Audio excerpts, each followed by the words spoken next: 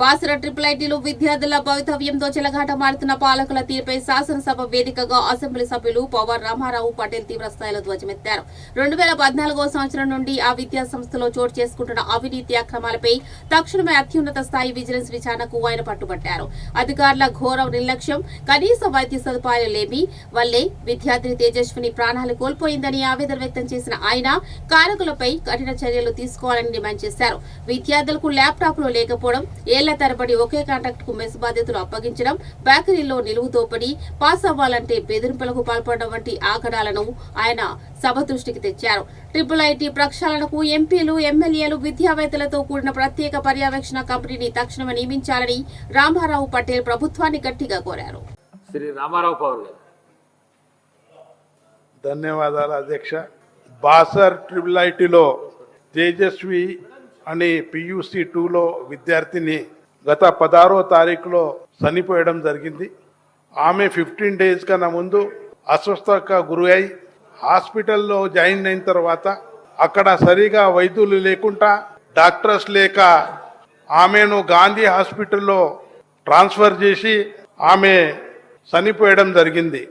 Triple IT అనేది గ్రామీణ విద్యార్థులకు అవకాశం ఇవ్వాలని దివ్యాంగత రాజశేఖర్ రెడ్డి ప్రారంభించిన ట్రిపుల్ ఐటీ దీంట్లో అనేక సమస్యలు ఉన్నాయి.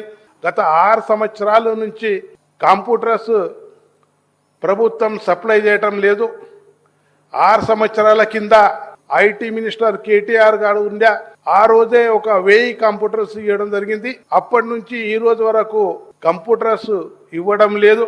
అదే విధంగా గత 3000 ఇంజనీరింగ్ పిల్లగాళ్లకు ల్యాప్టాప్ లేక పరీక్షలలో ఫెయిల్ అవ్వటం జరుగుతుంది. PUC first year, second year 3300 students ఉన్నారు. వాళ్ళకు కేవలం 100-150 టాస్క్ టెస్ట్ కంప్యూటర్స్ పెట్టి అక్కడ గొడవ జరుగుతూ నేను కూర్చుంటా, నువ్వు కూర్చుంటా అనుకుంటా పిల్లగాళ్లకు సమయం కేటాయించకుండా ప్రాబ్లం వస్తుంది. ప్రాక్టికల్లో చేయలేక పరీక్షల్లో గ్రామీణ ఉన్న విద్యార్థులు ఫెయిల్ అవడం జరుగుతుంది. అదేవిధంగా ఏదైతే అక్కడ మౌలిక సదుపాయాలు లేక పిల్లగాళ్ళు చాలా బాధపడుతున్నారు. అదేవిధంగా గత 20 ఇయర్స్ నుంచి మెస్ కాంట్రాక్టర్లు వాళ్ళు పేరు మార్చుకుంటా వాళ్ళే కాంట్రాక్ట్ చేస్తున్నారు. పారదర్శక లేకుండా నామినేషన్ విధానంగా కొన్ని కాంట్రాక్ట్ ఇవ్వడం జరుగుతుంది. భారీ స్థాయిలో అవినీతి ఆరోపణలు జరుగుతున్నాయి. దానికోసం పిల్లగాళ్ళు సమస్యలు అడిగితే వాళ్లకు సస్పెన్షన్ చేస్తా అని అక్కడ ఉన్న VC గారు చెప్పడం జరుగుతుంది. అదేవిధంగా పరీక్షల్లో ఫెయిల్ చేస్తామని బెదిరింపులు ఇస్తున్నారు. అదేవిధంగా OSD ఏదైతే అక్కడ ఉన్నాడో ఆయనకు అడ్మినిస్ట్రేషన్ ఆఫీసర్ పెట్టి అక్కడ పరిపాలన చేస్తున్నారు. నియామకం ప్రక్రియ పారదర్శక లేకపోవడం దురదృష్టం. చట్టబద్ధత ఆధారాలపై స్పష్ట లేకపోవడం. అదేవిధంగా వెంటనే ఇంజనీరింగ్ విద్యార్థులకు ల్యాప్టాప్ అందించాలి. 2014 నుంచి 2025 వరకు నిధులపై విజిలెన్స్ ఎంక్వైరీ చేయాలి. మెస్ కాంట్రాక్టర్లు ఓపెన్ టెండర్ పెట్టాలి. విద్యార్థులకు బెదిరింపు తక్షణమే తొలగించాలి. ఫీజు బకాయిలు ఏదైతే ఉన్నాయి సర్టిఫికెట్స్ తొందరగానే ఇవ్వాలి. పరిపాలన నియామకాలపై పూర్తి పారదర్శకత ఉండాలి. అదేవిధంగా విద్యార్థులు ల్యాప్టాప్ లేక ప్రాక్టికల్స్ లో ఫెయిల్ అవుతున్నారు.